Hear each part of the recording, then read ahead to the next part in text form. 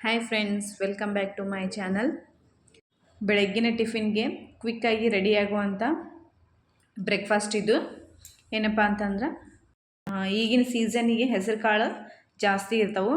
So ನಾನು ಹೆಸರು ಕಾಳು ಮತ್ತು ಸ್ವಲ್ಪ ಕಡಲೆಬೇಳೆ, ಸ್ವಲ್ಪ ಅಕ್ಕಿ ಇಟ್ಕೊಂಡು ಸ್ವಲ್ಪ ನೆನಕಿದ್ದೆ ಅವನಿಷ್ಟು ಮಿಕ್ಸಿ ಮಾಡಿಕೊಂಡು ದೋಸೆ ಮಾಡ್ತಾಯಿದ್ದೀನಿ.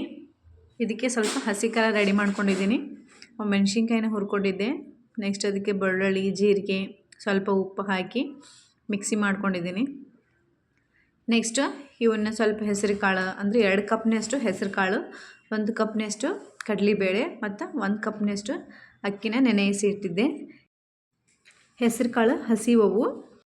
ನನ್ನ ಚಾನಲ್ ಇನ್ನೂ ಯಾರು ಸಬ್ಸ್ಕ್ರೈಬ್ ಮಾಡ್ಕೊಂಡಿಲ್ಲ ಅವ್ರು ಸಬ್ಸ್ಕ್ರೈಬ್ ಮಾಡ್ಕೊರಿ. ಹಾಗೂ ನಿಮ್ಮ ಫ್ರೆಂಡ್ಸ್ಗೆ ಶೇರ್ ಮಾಡಿರಿ, ಕಮೆಂಟ್ ಮಾಡಿರಿ.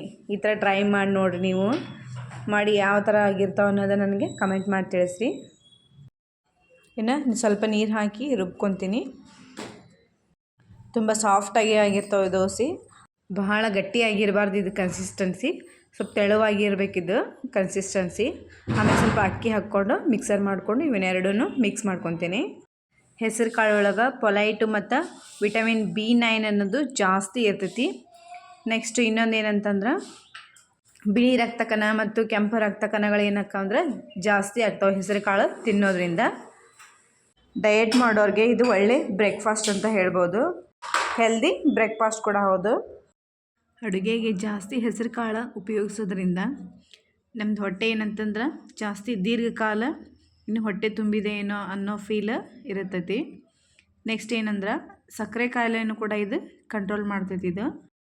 ಮತ್ತು ನಮ್ಮ ದೇಹದಲ್ಲಿರುವ ಕೊಬ್ಬಿನ ಅಂಶವನ್ನು ಕಂಟ್ರೋಲ್ ಮಾಡ್ತೈತಿ ಹೆಸರು ಕಾಳು. ನೆಕ್ಸ್ಟ್ ನಮ್ಮ ಹೃದಯಕ್ಕೆ ಸಂಬಂಧಿಸಿದ ಯಾವುದೇ ಕಾಯಿಲೆ ಇದ್ದರೂ ಅದನ್ನು ದೂರ ಮಾಡ್ತೈತಿ. ಸ್ವಲ್ಪ ಇದಕ್ಕೆ ಉಪ್ಪು ಹಾಕಬೇಕು. ಪೂರ ಗಟ್ಟಿನೂ ಅಲ್ಲ, ಪೂರ ತೆಳುವನೂ ಅಲ್ಲ, ಆ ಕನ್ಸಿಸ್ಟೆನ್ಸಿ ಒಳಗೆ ಇದನ್ನ ಸ್ವಲ್ಪ ಹಿಟ್ಟು ರೆಡಿ ಮಾಡ್ಕೊಂಡಿರಬೇಕು.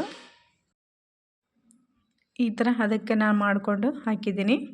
ಹಾಕಿ ಒಂದು ಸ್ವಲ್ಪ ಹೊತ್ತು ಒಂದು ತಾಟು ಮುಚ್ಚಬೇಕು, ಅಂದರೆ ಸ್ವಲ್ಪ ಬೇಗ ಬಾಯ್ಲ್ ಆಗುತ್ತಾ. ಒಂದು 2 ನಿಮಿಷ ಬಿಟ್ಟು ತೆಗೆದ್ರೆ ಈ ಥರದ ದೋಸೆ ರೆಡಿಯಾಗಿರ್ತಾವೆ. ಭಾಳ ಸಾಫ್ಟಾಗಿದ್ದಾವೆ ಈ ದೋಸೆ. ಇದಕ್ಕೆ ನಾನು ಚಟ್ನಿ ಆ್ಯಡ್ ಮಾಡ್ಕೊಂಡಿಲ್ಲ. ಇದ್ರೊಳಗನೆ ಉಪ್ಪು ಖಾರ ಎಲ್ಲನೂ ಹಾಕಿದ್ನಲ್ಲ, ಹಾಗಾಗಿ ನಾನೇನು ಮಾಡಿದ್ದೀನಿ, ಸ್ಕಿಪ್ ಮಾಡಿದ್ದೀನಿ ಇದ್ರೊಳಗೆ ಚಟ್ನಿನ. ಈ ಮೇಲೆ ನಾನು ಈ ಥರ ಉಳ್ಳಾಗಡ್ಡಿ ಹಾಕ್ಕೊಂಡು ಇದೊಂದು ಬೇರೆ ಥರ ನೋಡೋಣ ಟೇಸ್ಟ್ ಹೆಂಗೆ ಬರುತ್ತಾ ಅಂತಂದು ಇದಕ್ಕೆ ಸ್ವಲ್ಪ ಮೇಲೆ ಉಳ್ಳಾಗಡ್ಡಿ ಹಾಕಿ ಮಾಡಿದ್ದೀನಿ.